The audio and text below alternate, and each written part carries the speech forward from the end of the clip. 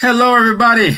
It's 7:15 in Ireland, and I want to say it's time to work, especially for those who are volunteer for the SSI. It's time to have our live, and at the same time, it is 2:15 in America, in the East Coast and the West Coast.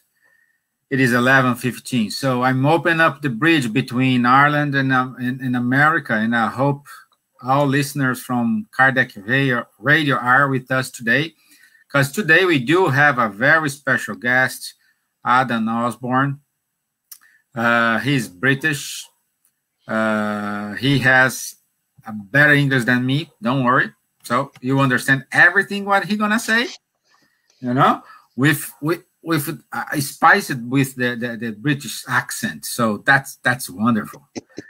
So, and Adam is part of the Kardec group in Mainhead in the UK. So if you want to join to see his works, you can go to www.kardec.org.uk, and there you can find everything about the group, about Kardec, and please, if you want to reach him, don't be shy, reach him, you know? Okay, so in order to start, I will do the initial prayer. So I would ask to everyone to sit comfortably. If you want, if you can, please close your eyes. If you cannot, don't worry. The important thing here is open up your heart and ask for the superior spirits, our mentors, to stay with us, to help our speaker today in order to support him during the speech, giving us his knowledge, his wisdom, and somehow we can apply these teachings in our life. Once again, thank you for the opportunity. So be it. Amen. Okay, my dear friend Adam, I hope you are still with us. You didn't run away. That's a good sign. This is a good sign. Indeed it is. Yeah. So I'll be at the back of the stage. So if you need me, just call me and I will put up your presentation. So, my dear friend, break a leg. Thank you, Stephen, and thank you to all those friends of the Spiritist Society of Ireland, friends from around the UK, around the globe who are connected to us right now, and especially those on Facebook and listening through Kardec Radio. It's a pleasure to be here with you all today and to have this chance to talk about this little topic called the Golden Rule. Now, hopefully, most people have heard of this before, but don't worry if you haven't. But we're going to look at a couple of questions related to this, such as, what is the Golden Rule? Where does it come from? Why should we be concerned about it, especially right now? And more importantly, what does Spiritism tell us about the Golden Rule? So let's get started. So what is the Golden Rule? Well, the Golden Rule is a label that we put onto a set of reflective phrases and guidelines which we've used for a long time. And perhaps the best phrase that we know of that can represent the Golden Rule is the following: love your neighbor as yourself. Now, I'm sure most people have already heard of this, but what does it actually mean? Do we really understand what it means? Should we be concerned with what it means and what it is? And is this concept something easy for us to apply in our daily lives? So let's look at a few of the attributes, as it were, of the Golden Rule so that we can help us to understand it a bit better, understand what this thing actually is. So love your neighbor as yourself. What does it mean? Well, the Golden Rule, it's the basic guide of how we should treat others, the need of respect we need to have towards each other. It's known as the law of reciprocity, that we get what we give. It's part of the law of cause and consequence. The Golden Rule helps us to understand the connections we have to each other and the connections that we should have with each other. It allows us to see our position within society, within a hierarchy, and for us to see how we should behave within that hierarchy. It shows us why we should have empathy for others, for the situation that they are in, for what they might be going through. It helps us understand the usage and the need of patience and tolerance. And it also helps us to justify and explain the need of charity within our lives. Of course, these are just a few attributes. There are many more, but these are the main ones that it's good for us to focus on right now. So now I've got a small idea as to what it is. How about looking at where it came from? Where did the Golden Rule start? So many people may think, well, it started in the New Testament. That's the source I know. That's where it came from. Some people think it's older. Some people think it's much newer. So I've got a small historical timeline here that we can go through to look at where we know it has been written or inscribed. And just so you know that the dates that I'm going to show are just approximations. They're not necessarily the exact dates. So let's get started here with 4,000 years ago in Egypt and look at what's called the laws of Mat. Now, Mat was an Egyptian goddess who was worshipped about around 4,000 to 4,500 years ago, and she was the personification of truth and justice. And her guidance was seen as the ethical values that all Egyptians should follow, both in their daily lives and were the norms of society for people to follow when they're in the incarnate and discarnate worlds. Because the Egyptians were very spiritual, they believed strongly in the afterlife. Now, these guides that came from Mat were formed into what's known as the 42 negative confessions, which were a list of declarations such as, I have not stolen, I have not attacked any man, I have not acted with evil rage. And all of these together are part of what's called the Book of the Dead. And all these phrases, these 42 negative confessions, would normally be inscribed on the tombs of people to help make sure that in the afterlife, Mat would give them the correct justice that they deserve. And part of the laws of Mat are represented in a piece of folklore, a story called The Eloquent Peasant, which we know was composed around 1850 BC. And in there we have this message: that which you hate to be done to you, do not do to another. So we can see that around 4,000 years ago, we have possibly the first message with these moral guidelines that are here for us to consider regarding our behavior towards others.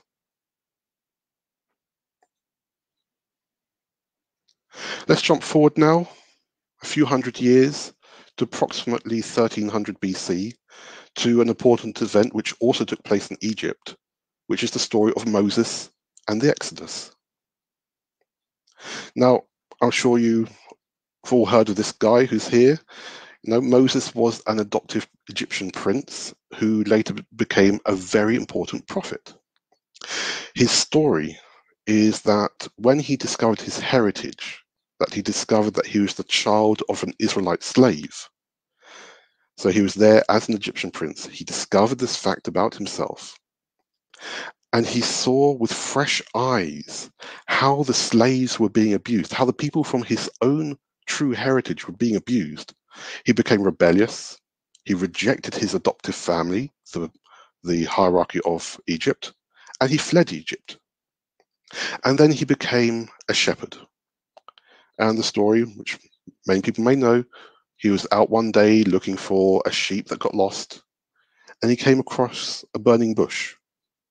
And that bush communicated with him and said it was God.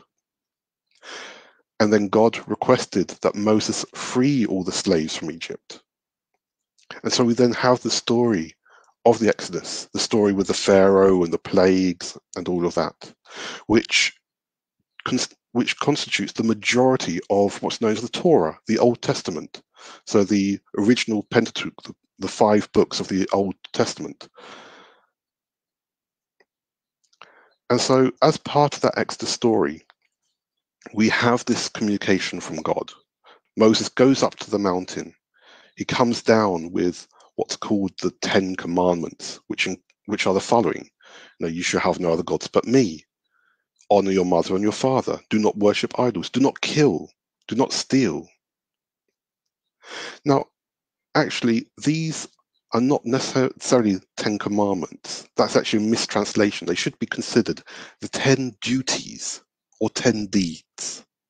And these are guidelines for how someone should be considered as a good person, both now and in the afterlife. Because again, these people, just like the Egyptians, so all these people fleeing Egypt, they also believed in an afterlife. So apart from these 10 commandments, 10 duties, we also have clear phrases related to the Golden Rule within the books of Exodus and Leviticus in the Old Testament. And so in Exodus, we have the instruction, love your neighbor as yourself. Quite clear. And in Leviticus, you shall not take vengeance or bear a grudge against your kinsfolk. So all of this, the commandments, these instructions, and all the other instructions we can find in the Old Testament were there as guidelines for the 600,000 people who fled Egypt with Moses. Because they were there to help them live alongside each other, especially considering that they were about to spend the next 40 years together in the desert. Now, many of us have been complaining about having to have lockdown for just a couple of months, but these guys had 40 years of going through some rough challenges. So that's Egypt. So let's move east now to Nepal, to around 600 BC, and look at the life of Buddha. Now, we're actually going to look, first of all, at the story of Siddhartha Gautama. Now, Siddhartha Gautama was born in South Nepal around 630 BC, and at that time, the Indian religions were going through a bit of a philosophical transformation. Now, Siddhartha was born into a wealthy family, and he was protected from the outside world. Then one day, when he realized that he would at some point have to suffer illness, old age, and even death, he left home so that he could find the root cause of this human suffering, to find some kind of solution for it as well. And he spent many years going from one teacher to another. But he then got quite frustrated with things. He wasn't able to find the true answer he wanted, the middle ground that he was looking for. And he was almost at the point of giving up when he went and sat underneath a fig tree, meditated, and then reached the state of nirvana, which was enlightenment, and then became Buddha. And obviously Buddha was a very insightful philosopher and obviously a very spiritual teacher. And so part of the Buddhist teachings are these scriptures known as the Tripitaka. And in the Tripitaka, Buddha gives lots of very insightful lessons.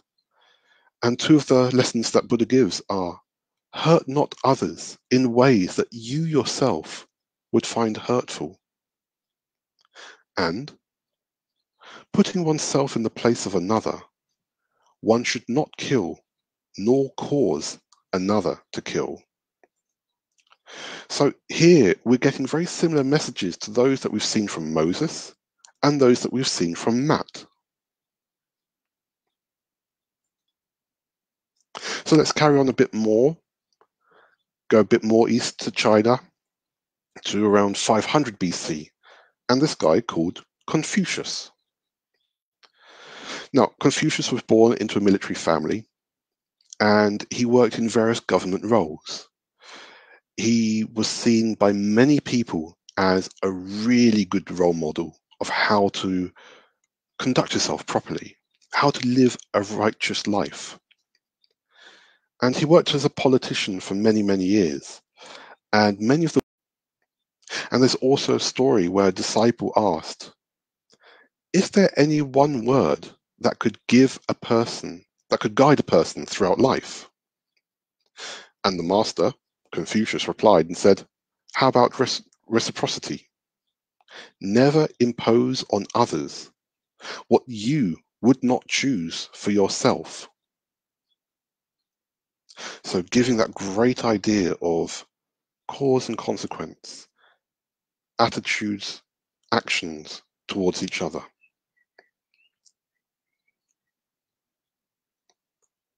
Now moving on, another 100 years or so, we're going to go to Greece and talk about a guy called Isocrates. Now, Isocrates was an orator, a speechwriter. So essentially, he was a lecturer. He was born in 436 BC, and he lived to be about 98 years old, people reckon. And he was a contemporary of Socrates, who was born just before him, and Plato, who was born just after him. And they all knew each other.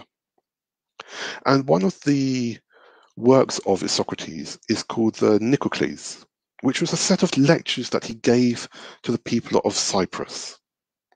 And in there he says, do not do to others that which angers you when they do it to you. Practice nothing in your deeds for which you condemn others in your words.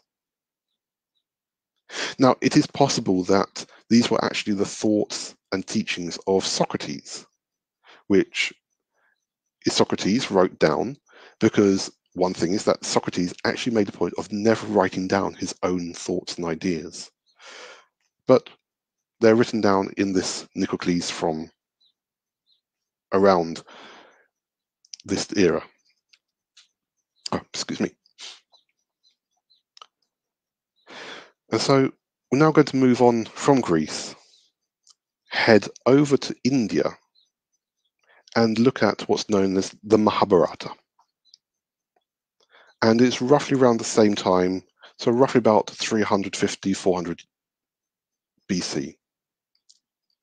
Now, the Mahabharata, for those who don't know, is an important Indian scripture, which was written by a man called Vyasa.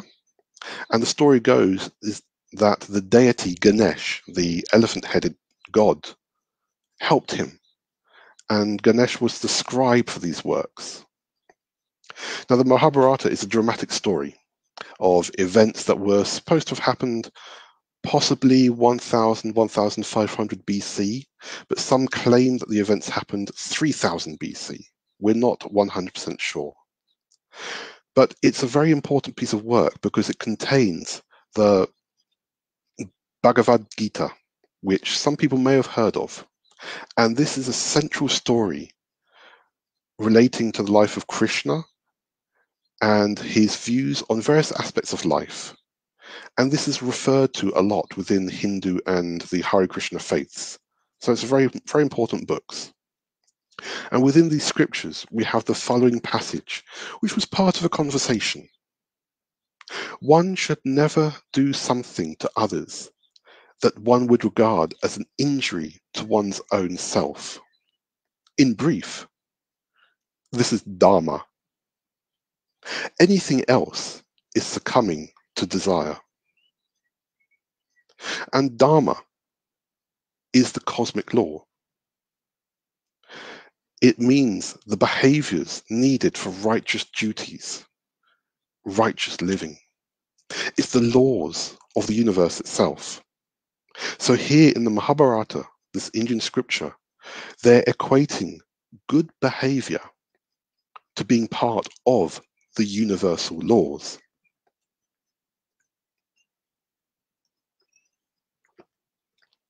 So we're going to move back a bit now towards Persia.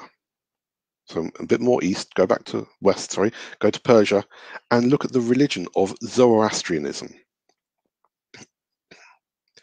Now, Zoroaster, or Zarathustra, as he's also known in some languages, was born around 1500 BC.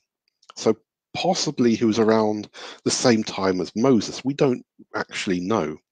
But he was very insightful, and he was considered to be one of the very first philosophers.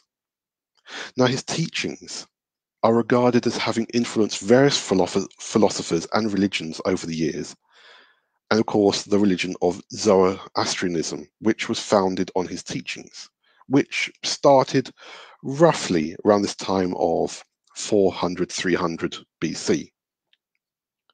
Now, as I said, he was a very spiritual person, teaching about the idea of a single God, as well as teaching about reducing the rituals within religious ceremonies, the ideas of an afterlife, as well as ideas regarding cause and consequence within our lives.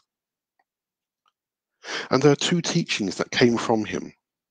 The first is, whatever is disagreeable to yourself, do not do unto others.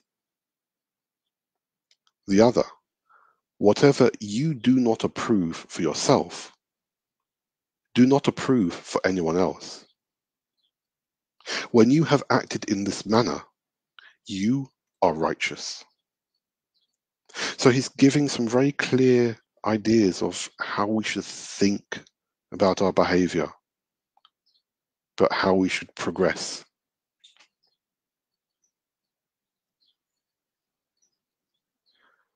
Now we're going to skip forward a bit more to around 50 BC, to a little country you may have heard of called Israel, which actually at the time was split into two parts, Israel and the Kingdom of Judea.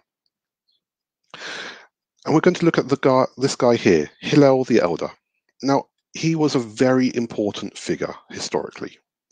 He was important within the religious and political landscape of both Israel and the province of Judea.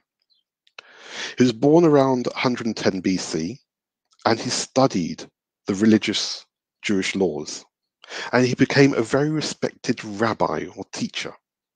And he founded one of the main schools of thought called the House of Hillel, which actually as a school still exists nowadays. And in this house, they discussed all the aspects of ethics, theology, religious practice, daily life. And they talked about these things openly, trying to see things from a very philosophical perspective. And now Hillel, he's also important because he became president of the Sanhedrin, which was a court, a place of judgment. And this place is mentioned in the book Paul and Stephen. And Hillel was important to spreading ideas of peace and unity, both in and outside the Sanhedrin and within society itself. He also had the great idea of social justice order, which was called Tikkun Olam. And that was a concept where everyone has the direct responsibility for not only their own moral, spiritual, and material welfare, but for the moral, spiritual, and material welfare of society in general. And there are some phrases that are attributed to him and written in various books and commentaries from the time. And so one of them is, do not judge your friend until you have stood in their place. So a bit of empathy there. And then there's another story that's happened with him where a guy who's a non-believer went to another teacher called Shammai, who had another philosophical house of study, which not exactly competitor to Hillel, but was seen as equal. And this guy goes up to Shammai and says, Rabbi Shammai, you are a great teacher. To prove this, while I stand on one foot, I want you to teach me all the laws of the Torah, all the laws of the Old Testament, the 5 books of the Old Testament. Now, Shammai knew that this was a trick, and it'd be impossible to teach everything that's in this Old Testament to someone while they stood on just one foot. And so he thought, okay, let me send him to Hillel. Let Hillel deal with this guy. And so the man went off to Hillel, and he went to him and said, Rabbi Hillel, you're regarded as the greatest teacher. Teach me all there is in the Torah while I stand on one leg. He thought for a moment and said, okay, fine. So the man started to stand on one leg. And then after a moment or two, Hillel said, that which is hateful to you, do not do to your fellow. That is the entire Torah. The rest is just commentary. Now go and study. So Hillel was able to pass the concept that something simple can actually explain a lot. And also, we need to go and study. We need to look at things from different angles. We need to look clearly, rationally. And now we're going to go on to the last person in this historical timeline. Stay in Israel, jump forward a few years to this guy who I'm sure you all know, Yeshua ben Yosef, Yeshua son of Joseph, also known as Jesus of Nazareth, son of Mary of Nazareth. Now, he was also a rabbi and a philosopher, born around 4 BC. And I'm sure you all know his story, the teachings he provided, the story of his disciples, etc. So I'm not going to go into that too much. But there are a few passages from the Sermon on the Mount, which are in the Gospels of Matthew and Luke, which I'd like to mention. So here in the Gospel of Matthew, we have, do to others what you want them do to you. This is the meaning of the law of Moses and the teaching of the prophets. And so by the law of Moses, he's referring to the Torah that we were talking about just now, all the Jewish laws that rabbis such as Hillel helped to spread. And the prophets are actually the major and minor prophets as they're known, who are in the complete Old Testament. And these prophets include Moses, Noah, Jonah, and many others. And nowadays, we would actually consider these people as mediums because they brought messages from high spirits and from God, messages that were there to help others. And in Luke, we can see a repetition of the same text of Matthew. Do to others what you would want them do to you.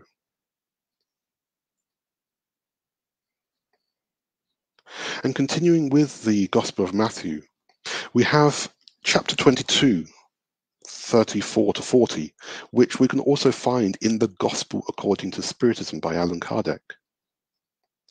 And in here, the background of this is that Jesus was there at the main temple in Jerusalem, and he was talking and philosophizing with all those who wanted to listen to him. And Actually, that's something that only rabbis would have been allowed to do. So only rabbis would have been allowed to talk and philosophize with people in these certain parts of the temple. And various people were there. They were curious. They wanted to know more about him. They were asking him many questions. Some were trying to test him to see how well he actually knew and understood the Jewish scriptures, the Torah, the Jewish law. Now, one of the people who approached him was a Pharisee, which they've had a bad name in the Old Testament, but actually they were a philosophical and spiritual group who accepted the idea of discussing and commenting on the Torah. The Pharisees also believed in the immortality of the soul, the concepts of a spirit, an afterlife, and reincarnation. And also the formation of the rabbis themselves, which we haven't even to nowadays, started with the Pharisees. And so this Pharisee goes up to him.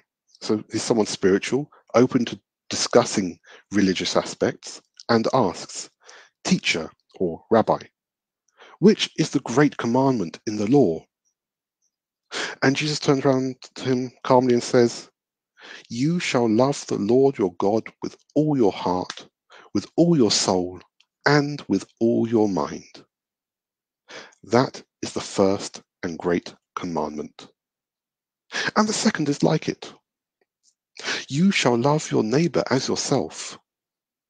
On these two commandments hang all the law and the prophets." So again, we have this strong confirmation of the importance of looking at our behavior. These strong confirmations of the same message that we found passed from different forms around different countries for at least 2,000 years by this point. So we're seeing the development of the Golden Rule going from one place to another. There are, of course, many other moments in history over the past 4,000 years where people have received the same message. And we can find it in all religions, including Islam, Sikhism, the African religions, Yoruba, the indigenous religions of North America, South America, Australia, Polynesia. But what about Spiritism? This philosophy that Kardec brought to us 160, 170 years ago. What does Spiritism say about this? Well, as I mentioned, Gospel According to Spiritism, Chapter 11 itself is actually dedicated to this topic, to the topic of love your neighbor as yourself. So Chapter 11 is dedicated to the Golden Rule.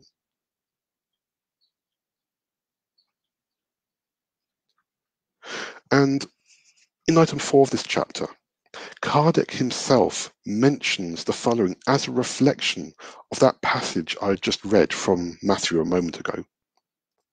And Kardec says, "To love your neighbor as yourself, to do to others as you would have them do to you, expresses the most complete form of charity, because it summarizes all of humanity's obligations towards their fellow beings."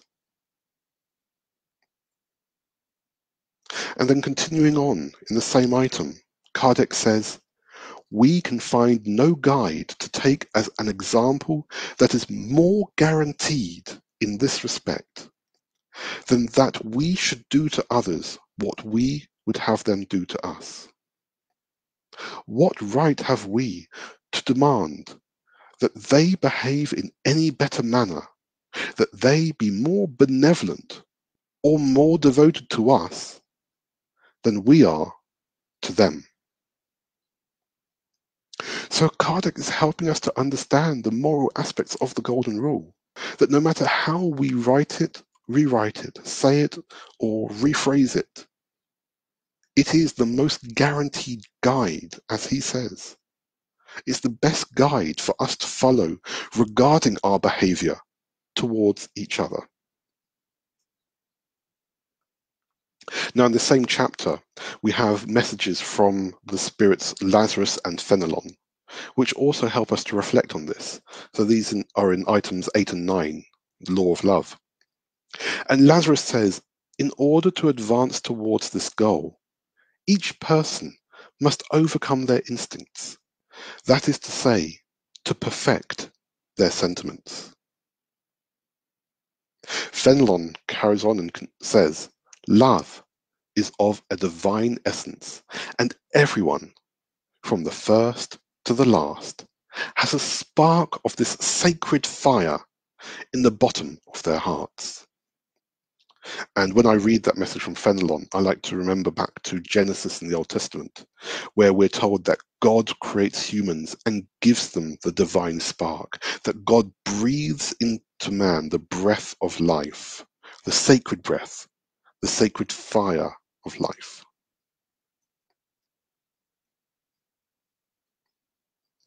And then continuing on in the same chapter, item 12 is selfishness. And we have this message from the spirit of Pascal. And Pascal says, if charity reigned on earth, then evil could not prevail. It would fade away in shame. It would hide, seeing that wherever it went, it would feel out of place. So we can see that just within this one chapter of the Gospel according to Spiritism, we have an objective overview, an analytical observation, an idea of methodology, and a hypothetical conclusion regarding the importance of the Golden Rule, which is a very scientific and philosophical structure that Kardec liked to implement. And we can use this to understand the Golden Rule.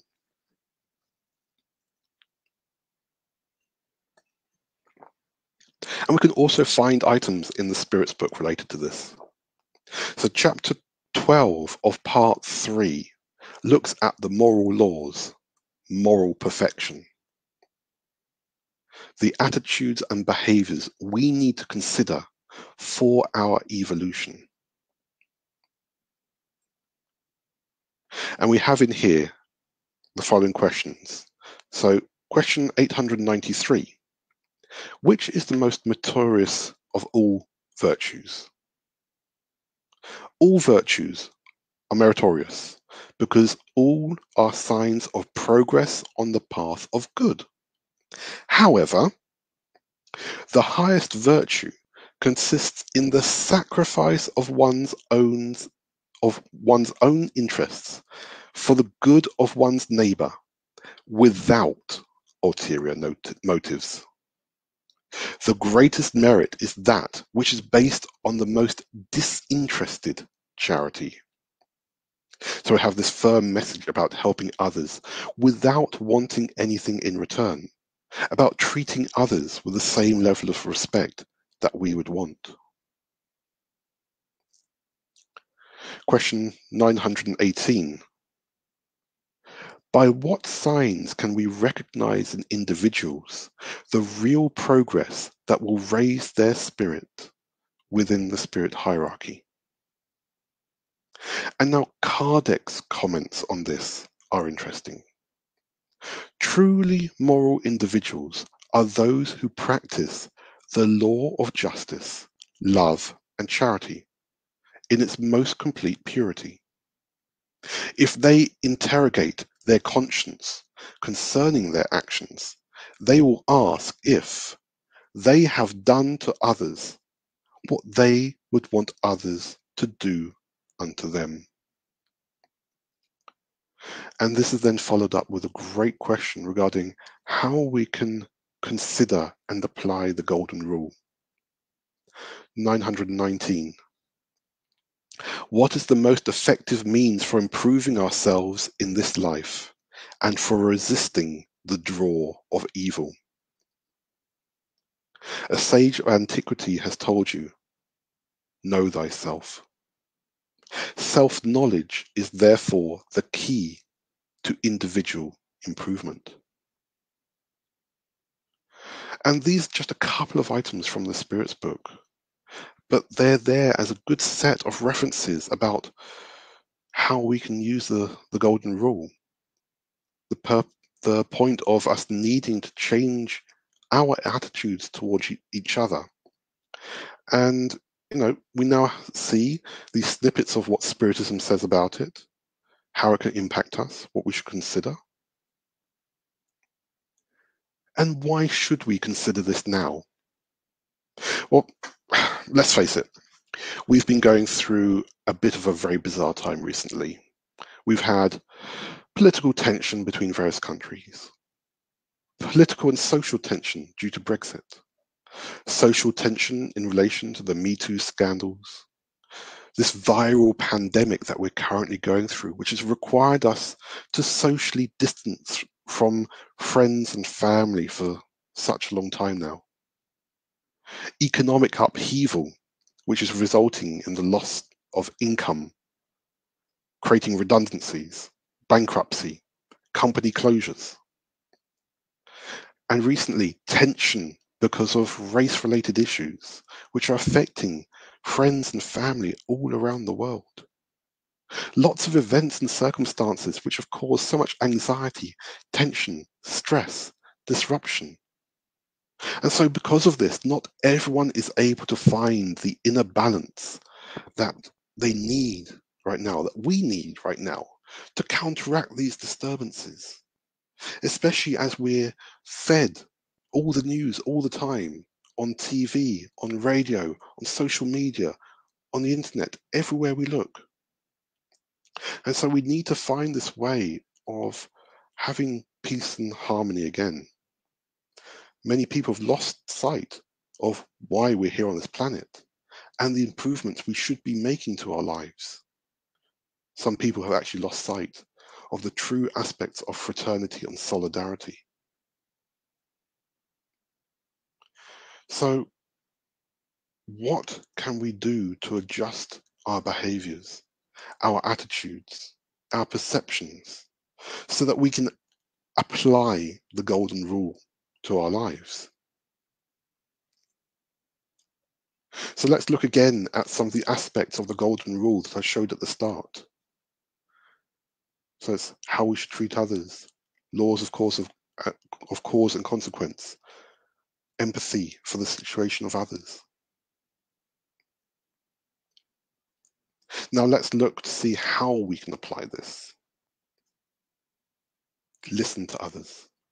We need to take the time to actually listen to what someone has to say, taking care of the details, the tone, the emotion.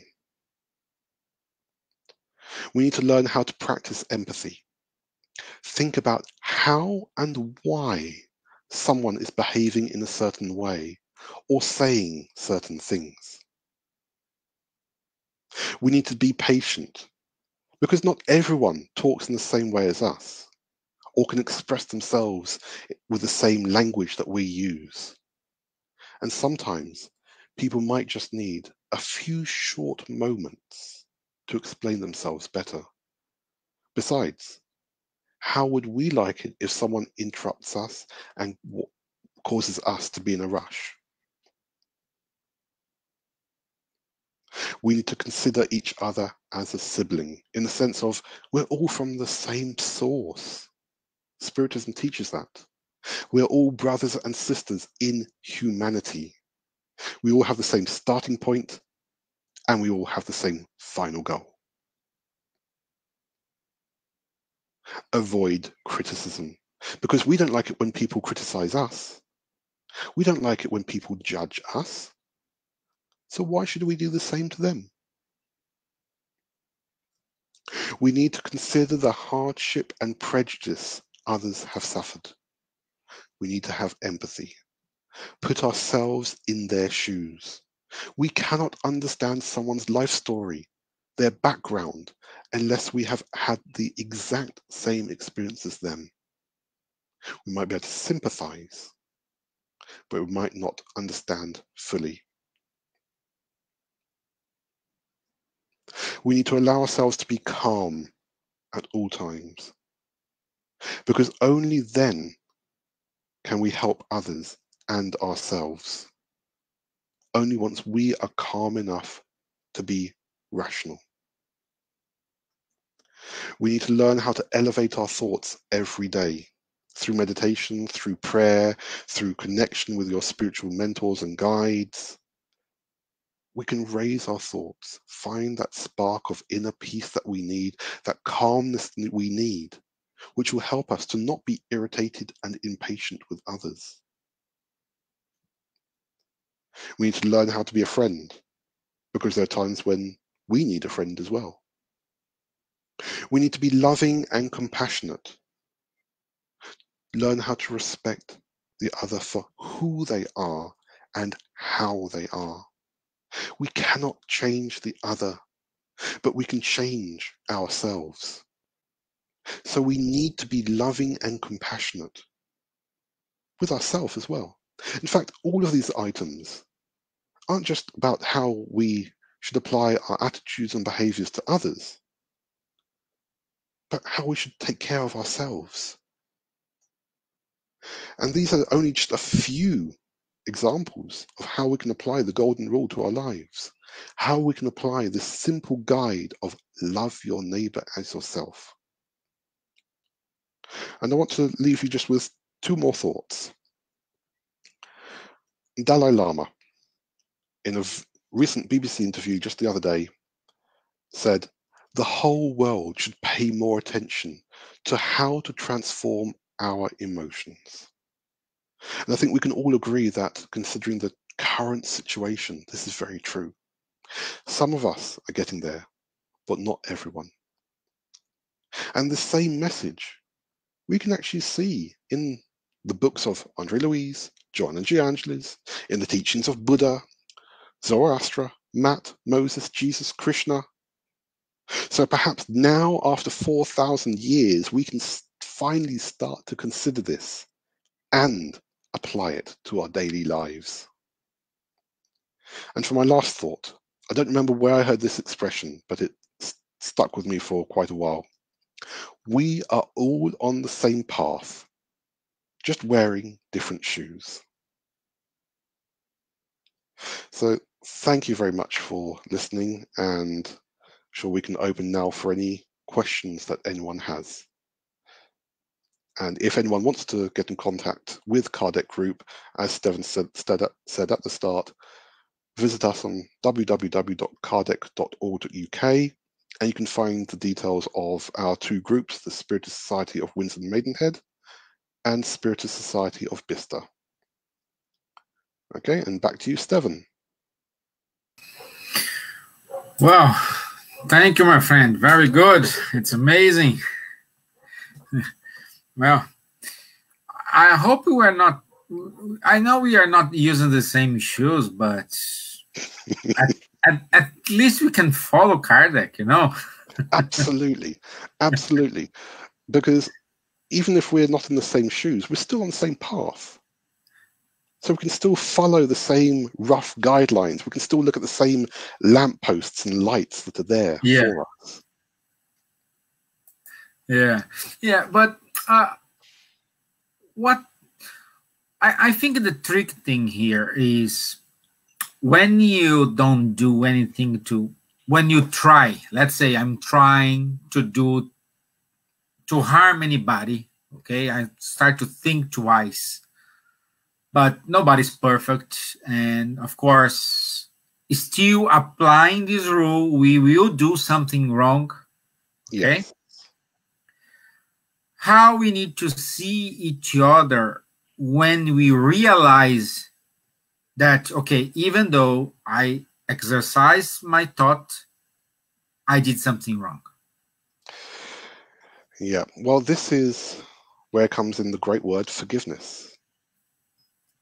And actually, the word that they use in the end of the Spirit's book is repentance. Sometimes we need to go through the act of admitting our faults, of saying sorry to the other one, asking forgiveness from someone else, because that's the first really great step that we can take sometimes to acknowledge that we might not be the perfect individual we sometimes think we are. Yeah.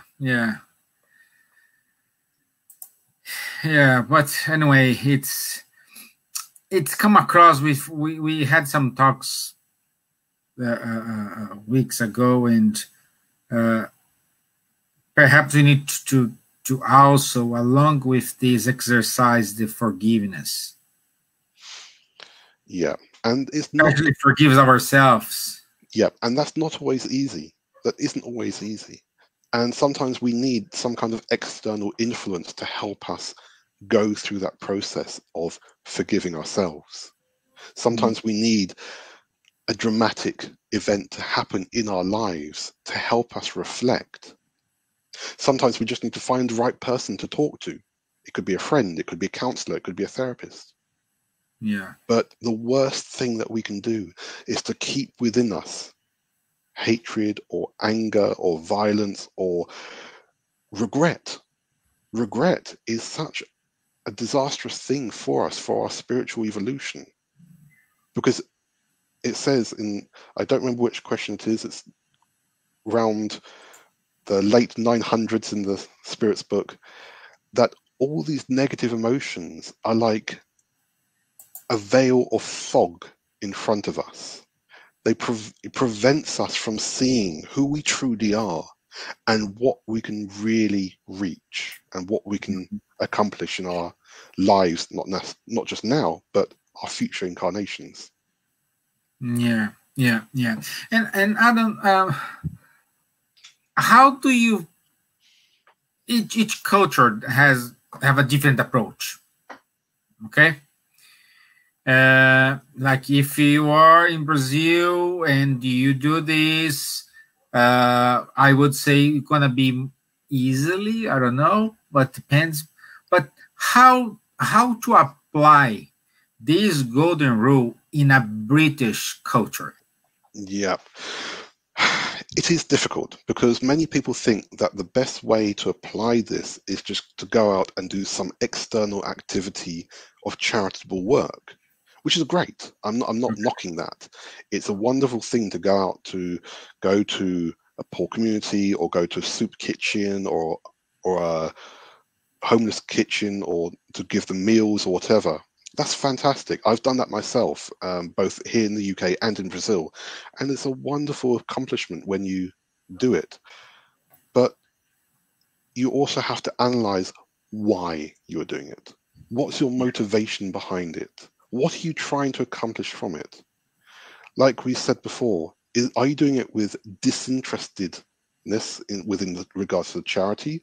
Are you doing it because you know that it's good to do? Or are you doing it because you want to be applauded?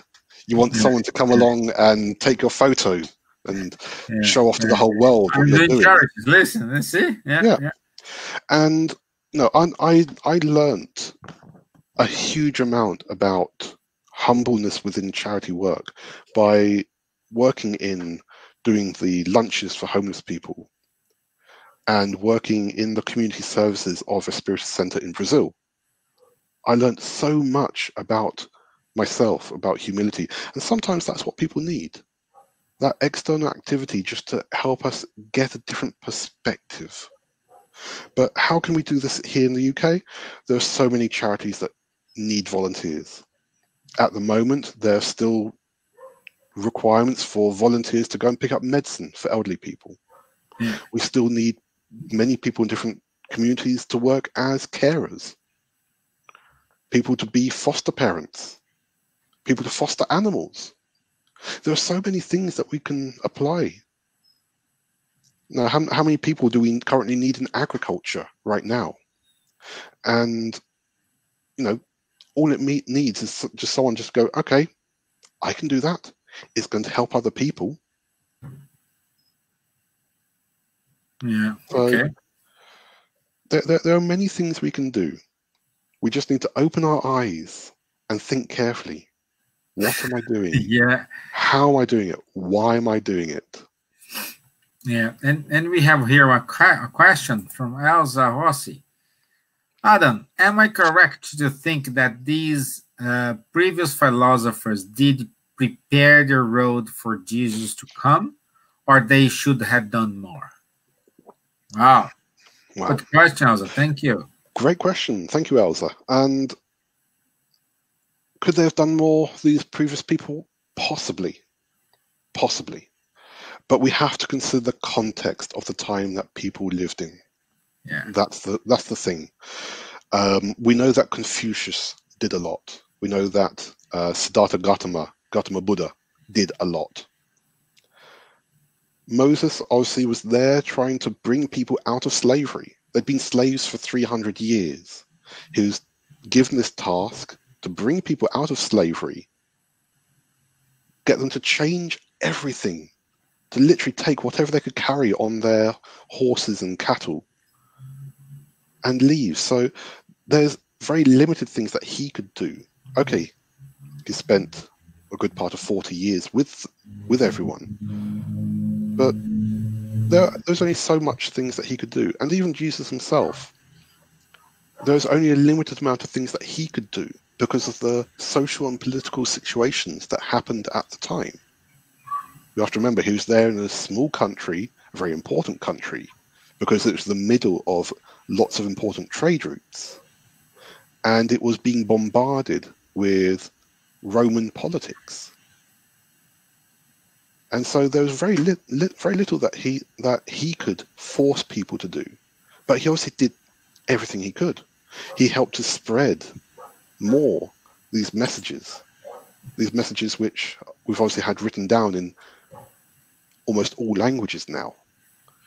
So I think, yes, there are some people who perhaps could have done more, but I'm very sure that all of them did their very best. Yeah, and also according to the book, The Path, the Truth, and Life, it's saying that the Romans said, the law engraved on our human heart is to love the members of society as yourself. Exactly. And just like I said with that message from Fenelon about this spark, this flame within us. Again, that flame, where did that come from? Where did that spark come from? It comes from that energy that God, whatever we define as God, the universal intelligence, the first cause of all things, put within us. Yeah. And Spiritism teaches us really clearly that we're all on the same path. We're all created the same way, and we all have the same end goal. So if we deviate along the way to get there, that's down to us. Yeah. So one last question, because our time it's near there. So we have a question from Vanderlei Massafelli. How deal with ourselves when we want to do something different, want to progress, but we still holding back in our old ways?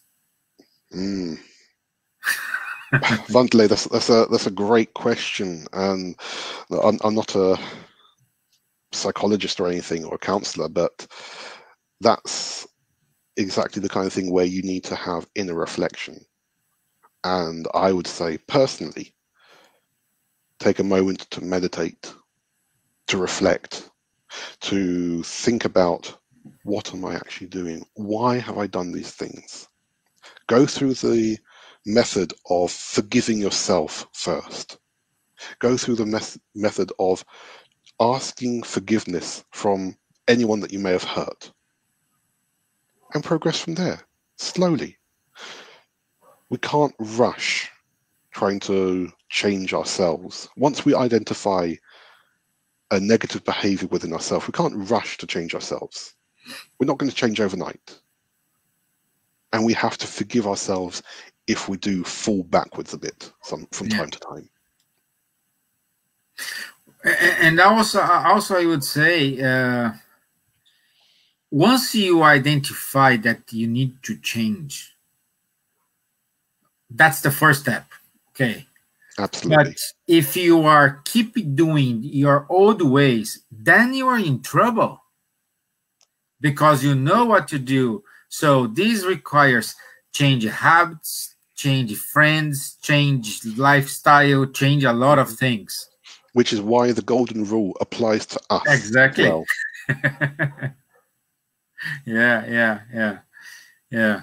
So, dear friend, our time is up. Let's put a comment here. John De Rosa, eventually our conscious catch up with each one of us. Yes. Sooner or later, this is gonna happen, my friend. Sooner or later. Yeah. So I would like to say thank you, Adam. Thank you for your time. It's been a pleasure. Please go to thekardec.org.uk. Adam holds a meeting every Saturday, 10 a.m. Yeah, every Saturday time. Saturday morning in English, and you don't have and Wednesday evenings in Portuguese. And Wednesday evening in Portuguese.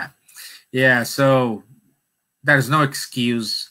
Please reach him, talk to him, and Adam, can I ask you to do our final prayer? Of course, it'd be a pleasure. Great. Okay. So I'd just like to invite everyone who's here with us, all these friends around the world who are connected with us at this moment. If you just want to take a moment to allow yourselves to relax, to sit comfortably wherever you are, to ignore any distractions around you, and allow yourselves to breathe slowly,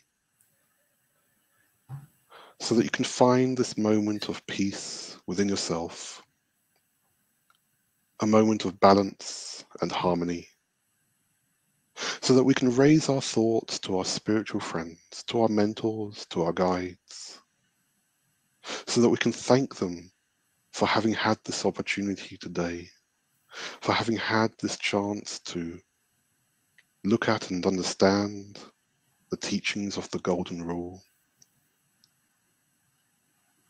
for having had this chance to share these thoughts and energies with each other. And we ask that positive energies can come to us, to our friends and family around the world, to all those who we need to ask forgiveness from, to all those who we need to forgive, the energies and strength we need within ourselves to overcome the challenges and trials we have. And we ask that our mentors and guides can stay with us to watch over us now and always. Thank you. Okay, thank you very much. Adam, we have people here saying, I need to bring you back again. So, so we need to work with your agenda, and we can schedule something in the future for sure. We'll take a look. Okay, guys, thank you so much. And once again, Adam, if you want to stay online, we can catch up. Thank you very much, guys. I'll see you on Thursday at same time, 7:15. Thank you, listeners from Kardec Radio. Thank you, the mentors of Kardec Radio as well. So it's a pleasure to be here. And now I have to close the bridge between Ireland and America, unfortunately. So enjoy your day in America, because you're in the middle of your day. We are going to our dinner here. Okay. Thank you. Bye-bye. Bye-bye.